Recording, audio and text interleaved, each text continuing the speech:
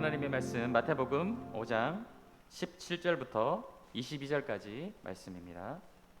마태복음 5장 17절부터 22절까지 말씀 교독하겠습니다. 내가 율법이나 선지자를 폐하러 온 줄로 생각하지 말라. 폐하러 온 것이 아니요 완전하게 하려 함이라.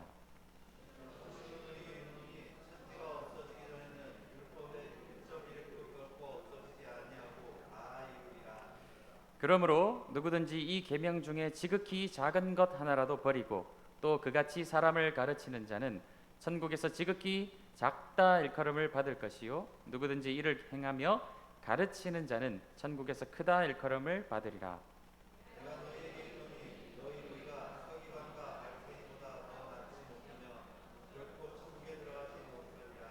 옛 사람에게 말한 바 살인하지 말라. 누구든지 살인하면 심판을 받게 되리라 하였다는 것을 너희가 들었으나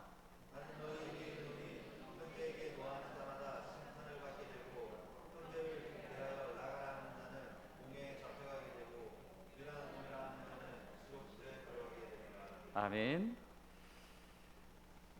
오늘 말씀 계속해서 산상수훈 말씀을 함께하고 있습니다. 오늘 말씀의 전체적인 내용은 하나님이 우리에게 주신 이 율법, 이 말씀의 원래 의도를 잊지 말고 예수님은 율법을 폐하러 오신 분이 아니라 완전하게 오셨음을 잊지 말라. 그 말씀을 우리에게 가르쳐주고 있는 것이죠. 이 18절의 원문을 좀 더 가깝게 우리가 보게 되면 18절 말씀을 우리가 다시 한번 볼 때 천지가 없어지기 전에는 이라고 말씀하고 있는데, 이 말씀은 예수님이 이 땅에 다시 오셔서 온 세상이 이제 종말을 맞이하게 되는 그 때를 이제 말씀하는 것이죠. 종말이 올 때까지 율법의 모든 것들, 1점1획도 다 사라지지 않고 계속해서 존재하게 될 것이다. 율법은 결코 폐하여지지 않고 존재할 것이다. 그리고 이것을 버리고 가르치는 자는 작은 자가 될 것이다. 그래서 이것을 가르치는 자는 큰 자가 될 것이다. 이렇게 말씀하고 있습니다. 실제로 오늘 강단에서 율법이 마치 폐기된 것인 것처럼 가르치는 분들도 있어요. 예수님의 십자가 사건으로 예수님이 모든 율법의 이 요구를 지시고 십자가에서 죽으셨기 때문에 이제 우리는 율법으로부터 모든 것이 이제 다 사라졌기 때문에 자유로운 존재가 되었습니다. 이렇게 가르치는 분들도 있다라는 거예요. 그런데 이것은 오늘 예수님의 말씀에 따르면 잘못된 가르침이라는 것이죠. 율법은 결코 폐기되지 않았습니다. 예수님은 율법을 완성하시러, 완전케 하시려 이 땅에 오셨다는 것을 우리가 다시 한번 기억해야 될 거예요. 율법으로부터 자유롭게 되었다는 뜻은 율법이 폐하여졌다는 뜻이 아닙니다. 율법이 주는 정죄와 그 정죄로 말미암은 심판으로부터 우리가 자유롭게 된 거예요. 왜냐? 예수님이 율법으로 말미암은 정죄와 심판을 우리를 대신해서 십자가에서 다 받으셨기 때문에 율법이 사라진 것이 아니라 율법이 주는 정죄, 너는 이런 죄를 지었어라고 하는 정죄와 그 정죄 받음에 대한 징벌, 왜냐? 죄를 짓게 되면 그 죄에 대한 책임을 져야 되죠. 그 책임을 예수님이 우리를 대신해서 십자가에 지셨기 때문에 율법의 정죄와 징벌로부터 자유롭게 된 것이지 율법으로부터 자유롭게 된 것이 아니라는 거예요. 그래서 이것을 오해하시면 안 된다는 것입니다. 다시 한번 말씀드리지만 예수님은 율법을 완전케 하시려, 완성시키려, 원래 이 율법의 말씀을 이 당시 예수님 시대에 많은 사람들이 오해하고 있었기 때문에 그 오해를 풀어주시고 하나님이 말씀을 주신 원래 의도를 밝혀 깨닫게 하시기 위해 이 땅에 오셨음을 우리에게 가르쳐주는 그런 말씀이라는 것이죠. 자녀들과 우리 어른들 사이에 항상 있는 일이 있어요. 지금 아이들을 키우고 있는 우리 부모님들이 많이 계신데 늘 이 TV나 이 스마트폰이나 이 태블릿 이것을 아이들에게 줘야 되는지 안 줘야 되는지, 주면 얼만큼 보여줘야 되는지, 늘 이것 때문에 이제 자녀들하고 갈등이 있어요.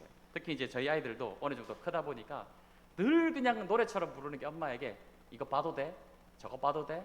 보여줘 어디 밖에 나가서 식당이나 카페에 가면은 이거 안 보여주면 이제 대화가 안 될 정도로 하여튼 보여줘야 되는, 어른의 평화를 위해서 아이들에게 손에 쥐어줘야 되는 이런 일이 이제 늘상 있다라는 거예요. 부모님이 아이들에게 이런 TV나 스마트폰 이런 것들을 오랜 시간 장시간 안 보여주려는 이유는 무엇이죠? 이것을 보는 자체가 잘못된 것이 아니라 아이들이 이것을 오랜 기간 시청함을 통해서 시력이 나빠지고 정상적인 어떤 뇌의 발달이나 또 성숙함, 성장함 이런 것이 지장이 있을까 봐, 또 공부하는 습관을 들여야 되는데 공부에 또 책을 읽고 이런 것에 익숙해지는 것이 아니라 자꾸 영상을 보는 것에 익숙해져서 아이들이 성장에 이제 문제가 생길까 봐, 그러니까 이 보는 자체가 나쁜 것이 아니라 그들에게 건강상 여러 가지 이제 유익을 위해서 오랜 시간 보여주지 않는 것이죠. 그래서 부모님의 원래 의도는 이걸 보는 자체가 죄이기 때문에 안 보여주는 것이 아니라 그들에게 건강하기 위해서, 그들의 정상적인 발달을 위해서 보여주지 않는다라는 거예요. 만약에 어린아이들이 어릴 때부터 게임이라든지 또 부모님이 오랜 시간 하지 못하게 하는 이런 스마트폰 보는 것, TV 보는 것, 하도 어릴 때부터 엄마가 아빠가 보지마 했다라고 한번 생각을 해보겠습니다. 아이들이 이제 어느 정도 자랐어요. 하도 어릴 때부터 이제 부모님에게 그런 말을 들었기 때문에 나는 스마트폰을 보지 않는 아주 의로운 사람이야. 나는 오랜 시간 게임을 하지 않는 아주 상받을 만한 사람이야. 이렇게 생각하는 것이 정상적인 일일까요, 아닐까요? 그것은 부모님이 하지 말라고 한 의도를 제대로 이해한 것이 아닌 것이죠. 그러면서 여기가 안 봤으니까 나는 TV도 보지 않고 게임도 하지 않고 유튜브 영상을 하루에 3-4시간씩 보지 않는 아주 의롭고 구원받을 만한 사람이다라고 말하는 것이 정상적인 성숙한 사람의 생각일까요? 그것이 아니라는 것이죠. 그건 아직 어린아이와 같은 그런 생각이라는 것입니다. 하나님께서 구약 성경을 통하여서 율법의 말씀을 이스라엘 백성들에게 주신 이유가 무엇이죠? 애굽에서 수많은 우상들에게 노출되고 수많은 음란한 문화에 노출되었던 그들을 그곳으로부터 끄집어내시고 하나님의 백성으로서, 하나님의 제사장 나라로서 그들을 구별하시기 위해서, 하나님 나라의 백성은 이 정도 수준에서 살아가는 것이란다, 그것을 가르쳐주고 너희들이 이렇게 살아가는 것은 죄야라는 것을 가르쳐 주시기 위해서 율법 말씀을 그들에게 주셨어요. 그런데 이것이 오랜 시간 세월이 지나가면서 율법주의자들이 생겨나게 되었고, 그 율법주의자들이 어떻게 생각했습니까? 죄를 깨달으라고 준 율법을 가지고 하나님의 의도를 올바로 이해하지 못하고 율법을 자신들이 완벽하게 잘 지켜내면 스스로 구원을 얻을 수 있다라고 생각했던 것이 바로 율법주의자들의 생각이었다는 거예요. 그런데 이 사람들의 어린 생각보다 더 어리고 유치한 생각은 무엇입니까? 예수님이 십자가를 지시고 율법으로부터 우리를 자유롭게 하셨으니 이제 이 모든 율법은 다 필요 없어. 율법은 다 끝난 거야. 구약 성경에서 다 끝나버렸어. 이제는 우리는 율법으로부터 자유롭게 되었으니 마음대로 살아도 돼. 어떤 율법에 구애받지 않고 그냥 우리는 마음대로 살아야 돼. 다 무시하고. 이런 생각이야말로 더 유치한 생각인 것이죠. 그런 생각이야말로 더 어린 생각이고 미성숙한 생각이라는 것입니다. 왜 하나님이 우리에게 율법의 말씀을 주셨는지 그 의도를 모르고 그저 자유가 주어졌으니 그런 복잡한 율법의 규정들을 다 무시하고 내 마음대로 살아가겠다는 더 미성숙한 그런 생각이라는 것이죠. 오늘 예수님께서는 그런 사람들에게 말씀하고 계신 거예요. 20절 말씀 다시 보십시다. 내가 너희에게 이르노니 너희 의가 서기관과 바리새인보다 더 낫지 못하면 결코 천국에 들어가지 못하리라 말씀하고 계시다라는 거예요. 예수님이 이 땅에 오셔서 안식일에 회당에 들어가셔서 성전에 들어가셔서 병든 자를 고치셨어요. 심지어 성전에 들어가셔서 보니까 소 팔고 양 팔고 환전상들이 있는 것을 보시고는 그것을 다 뒤집어 엎으셨습니다. 그런 예수님의 모습을 보니까 사람들이 오해하기 시작했어요. 예수님은 율법을 폐하러 오신 것이 아닐까?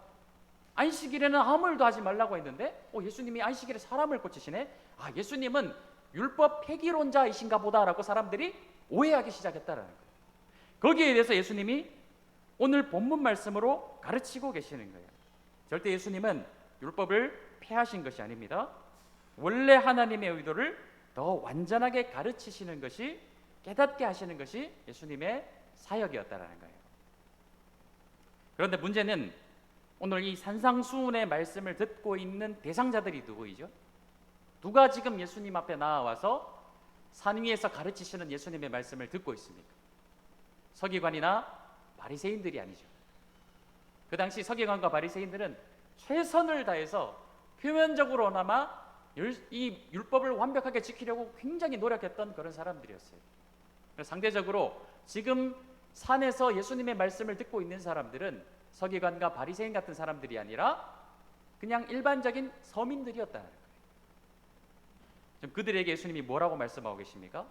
너희 의가 서기관과 바리새인보다 낫지 못하면 결단코 천국에, 하나님의 나라에 들어갈 수 없다, 이렇게 말씀하시면 지금 이들에게는 이 말씀이 영적인 사형 선고처럼 여겨지는 것이죠. 아니, 우리가 어떻게 바리새인과 서기관보다 더 의롭게 살 수 있단 말이에요. 저들은 최선을 다해서 풀타임으로 말씀을 연구하고 읽고 그 말씀을 토시 하나도 틀리지 않고 지켜내려고 어마어마하게 노력하는 삶을 살고 있는데 어떻게 우리가 저 사람들보다 더 의로울 수 있단 말인가? 예수님이 그렇게 말씀하시면 우리는 다 지옥 간다는 말씀이신가요? 라고 여겨질 수 있다는 것이죠.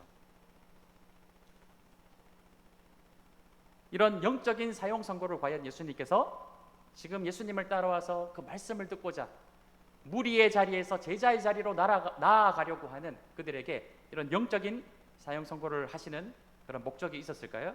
사실 그것은 또 아니라는 것이죠. 여기에 대해서 이 말씀의 오해를 풀어주시기 위해서 율법을 풀어서 설명하시는 내용이 바로 21절 이하에부터 말씀이 나와 있다는 것이에요. 여기 살인에 대해서, 간음에 대해서 말씀하시는데 예수님이 이렇게 말씀하셨죠. 다시 한번 보십시다. 너희 의가 서기관과 바리새인보다 낫지 못하면, 더 뛰어나지 못하면 천국에 들어갈 수 없다라고 말씀하셨는데 여기에 대해서 21절 이하의 말씀에서 말씀하시는 내용을 자세히 풀어보면 역설적으로 말씀하시는 것을 보게 돼요. 과연 서기관과 바리새인이 너희가 생각하는 만큼 정말 그렇게 의로운 삶을 살고 있을까? 완벽하게 율법을 지키면서 살고 있을까? 그러면서 원래 율법의 의도를 밝혀서 설명하시는 내용이 그 다음에 나온다라는 것이죠. 사도 바울도 훗날 이런 당시의 서기관과 바리새인들의 율법주의적 열심에 대해서 말씀하고 있는 본문이 있어요. 로마서 10장 1절에서 3절까지 말씀을 한번 띄워주시고 우리 함께 읽도록 하겠습니다. 로마서 10장 1절부터 3절까지 말씀입니다. 시작. 형제들아, 내 마음에 원하는 바와 하나님께 구하는 바는 이스라엘을 위함이니 곧 그들로 구원을 받게 함이라. 내가 증언하노니 그들이 하나님께 열심히 있으나 올바른 지식을 따른 것이 아니니라. 하나님의 의를 모르고 자기의 의를 세우려고 힘써 하나님의 의에 복종하지 아니하였느니라. 바울이 평가하는 율법주의자들의 삶은 어땠습니까? 열심히 있었어요. 그 어떤 사람들보다 하나님께 대한 열심이 있었습니다. 그러나 그 열심이 어떤 열심이었나요? 하나님의 의에, 하나님의 의도대로, 하나님의 의도에 맞는 그런 열심이 아니라 어떤 열심이었죠? 올바른 지식을 따르는 것이 아닌 자신의 의를 세우려고 그렇게 최선을 다했다라는 것이. 아무리 열심히 있으면 무엇 하겠습니까? 하나님의 의도대로 열심을, 하나님의 말씀대로 열심을 가질 때 그것이 능력이 있는 것이죠. 그러나 이들의 열심, 그들의 율법주의적 열심은 하나님의 말씀을 이루고자, 하나님의 말씀을 주신 의도대로 그들이 열심을 가진 것이 아니라 자기 의를 세우려고, 자신이 스스로 의롭게 되려는 그 욕심, 그것 때문에 그들은 올바른 지식을 따르지 않고 자신의 의를 세우는 그런 열심이었을 뿐이다라는 것을 우리에게 말씀하고 있다는 것이죠. 21절 말씀 한번 보시겠습니다. 마태복음 5장 21절 말씀. 옛 사람에게 말한 바 살인하지 말라. 누구든지 살인하면 심판을 받게 되리라 하였다는 것을 너희가 들었다. 10계명의 6계명에 해당하는 말씀이 되겠습니다. 율법주의자들은, 서기관과 이 바리새인들은 최선을 다해서 이것을 지켰죠. 살인하지 않기 위해 노력하였어요. 그런데 거기에 대해서 예수님께서 율법을 완전하게 해석해 주시는 내용이 22절 말씀입니다. 나는 너희에게 이르노니 형제에게 노하는 자마다, 화를 내는 자마다 심판을 받게 되고, 형제를 대하여 라가라 하는 자는, 자, 라가는 무슨 뜻이냐면은 어깨 위에 아무것도 없다라는 뜻이에요. 어깨 위에는, 사람의 어깨 위에는 무엇이 있죠? 오직 머리만 있습니다. 머리. 어깨 위에 아무것도 없다라는 뜻은 요즘 말로 하면은 아무 생각이 없는 사람, 이 뇌가 없는 사람아, 이런 뜻이 되는 거예요. 아무 생각 없이 사는 사람아. 그렇게 말하는 사람은 공회에 잡혀가게 되다. 이게 무슨 말입니까? 심판받는다는 뜻이 되겠죠. 그리고 형제에 대해서 미련한 놈이라 하는 자는 지옥불에 들어가게 되리라. 이 세 가지 다 형제에 대해서 화를 내거나 아주 비하하는 말을 하거나 미련하다라고 말하는 자들은 심판받게 되고, 그 심판이 곧 징벌, 지옥불에 들어가게 된다는 것을 말씀하고 계시는 거예요. 원래는 행위 중심의 율법이었죠. 마음의 상태에 어떻든 실질적으로 칼을 들고 누구를 죽이는 그 행위만 하지 않으면 이 율법주의자들은 내가 의로운 사람이야, 나는 아주 훌륭한 사람이야, 구원받을 만한 사람이야 라고 여겼다라는 것이에요. 그러나 거기에 대해서 예수님이 다시 말씀하십니다. 너희의 의가 서기관과 바리새인보다 낫지 못하면이라고 말씀하시면서, 근데 실상 이들의 모습에 대해서 말씀하고 계시는 거예요. 이들은 그런 행위만 하지 않으면 의롭다고 스스로 여겼던 사람들인데, 그러나 하나님이 원래 율법에 주신 의도는 그것이 아니라 행위뿐만이 아니라 마음으로 범하는 살인, 입술로 범하는 상대방을 죽이는 일도 살인죄이니 이 세상에는 살인죄로부터 자유로운 사람은 아무도 없다. 서기관과 바리새인뿐만이 아니라 이 세상에 존재하는 모든 사람은 다 어떻다라는 거예요. 의로운 사람은 아무도 없다라는 것을 말씀하고 계시는 거예요. 예수님이 말씀하신 그들보다 나은 의는 무엇입니까? 가능한 일인가요? 불가능한 일인가요? 인간은 불가능한 일이라는 것을 말씀하고 계시다는 것이죠. 그래서 가능하신 분은 오직 누구만이 계십니까? 행위뿐만이 아니라 마음으로도 살인하지 않는, 입술로도 살인하지 않는 유일한 존재는 누구만 계신가요? 바로 예수님밖에 존재하지 않는다라는 것이죠. 그렇다면 우리가 서기관과 바리새인보다 더 나은 의를 가질 수 있는 유일한 방법은 무엇일까요? 우리의 처절한 노력, 행위뿐만이 아니라 우리 마음의 상태까지도 어떻게든 상대방에 대해서 악한 마음을 품지 않으려고 노력하고 입술로 범죄하지 않으려고 노력하면은 이것이 가능할까요? 예수님이 말씀하신 그 수준에 이를 수 있을까요? 행위 중심의 수준을 하늘 끝까지 높여버리셔서 도저히 사람이 이룰 수 없는 그 의로운 기준을 제시하신 예수님의 그 말씀 앞에서 내가 최선을 다해 달려가고 노력하면은 그 수준에 이를 수 있을까요? 그것이 아니라고 예수님께서 말씀하고 계시죠. 그러면 그 의에 다다를 수 있는 유일한 길은 무엇일까요? 바로 예수 안에 거하는 거예요. 우리의 노력이 아니라, 나의 공의가 아니라 예수 안에 거하게 될 때에 우리의 의가 서기관과 바리새인보다 더 나은 의가 되어지는 거예요. 나의 노력이 아닌 예수 그리스도의 의를 붙드는 것만이 오직 하나님 앞에 나아갈 유일한 길이다라는 것을 오늘 예수님은 가르쳐주고 계시다라는 것입니다. 그래서 예수님은 이렇게 말씀하셨습니다. 요한복음 14장 6절 말씀 띄워주시고 우리 함께 읽겠습니다. 시작. 내가 곧 길이요 진리요 생명이니 나로 말미암지 않고는 아버지께로 올 자가 없느니라 말씀하고 계시는 거예요. 오직 예수님만이 길이시고 예수님만이 진리이시고 예수님만이 생명이시기 때문에 우리가 의롭게 되는 유일한 방법은 무엇이냐? 우리의 처절한 율법주의적 노력이 아니라 하나님에 대한 그 열심이 아니라 오직 예수 안에 거하는 것, 예수님의 그 의를 붙드는 것만이 우리가 하나님 앞에 나아갈 유일한 생명의 길이다. 하나님 나라에 들어갈 수 있는 유일한 길이다. 이것을 우리에게 가르쳐주고 계시는 말씀이라는 것이죠. 정리하면 오늘 우리에게 어떤 말씀을 하고 계시는 것입니까?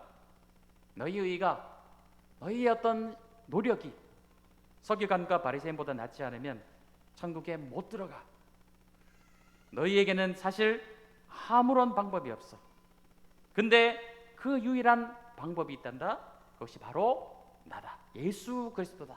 그것을 말씀하고 계시는 본문의 내용이라는 것이죠.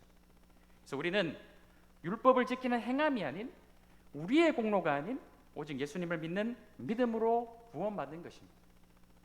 자, 그렇다면 처음으로 돌아가겠습니다. 예수님을 믿는 믿음으로 우리는 다 구원받았어요.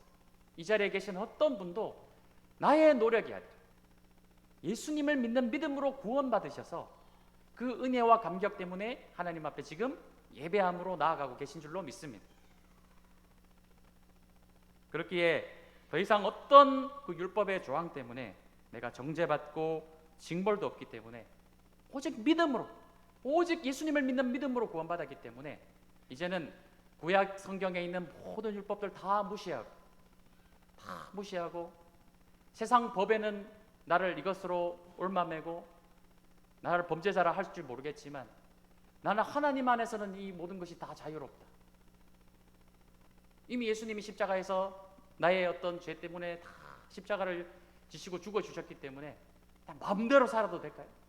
그냥 구역의 율법에부터 그냥 다 무시하고 말씀도 읽지도 않고 율법 모든 조항들을 다 그냥 폐기된 것처럼 그냥 마음대로 살아내면 될까요?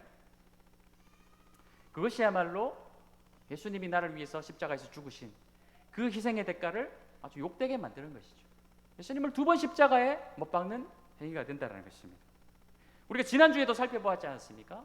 예수님이 우리에게 무엇이라 말씀하셨습니까? 너희는 세상의 소금이다 빛이다 라고 말씀하셨어요. 그리고 예수님이 말씀하셨죠. 나의 그리스도의 옷을 너희가 입고 예수님처럼 살아달라고 우리에게 말씀하고 계시는데 그 예수님의 원래 의도를 우리가 잘 이해하지 못하고 모든 율법을 다 무시하고 다 맘대로 살아도 되겠습니까? 그것이 아니라는 것입니다. 오히려 더 높은 하나님의 의를 바라보며 우리가 그 의에 다를 수는 없지만 최선을 다해서 하나님의 말씀을 지켜내는 삶을 살기 위해서 노력하셔야 되겠죠. 버려진 것이 아니라는 것입니다.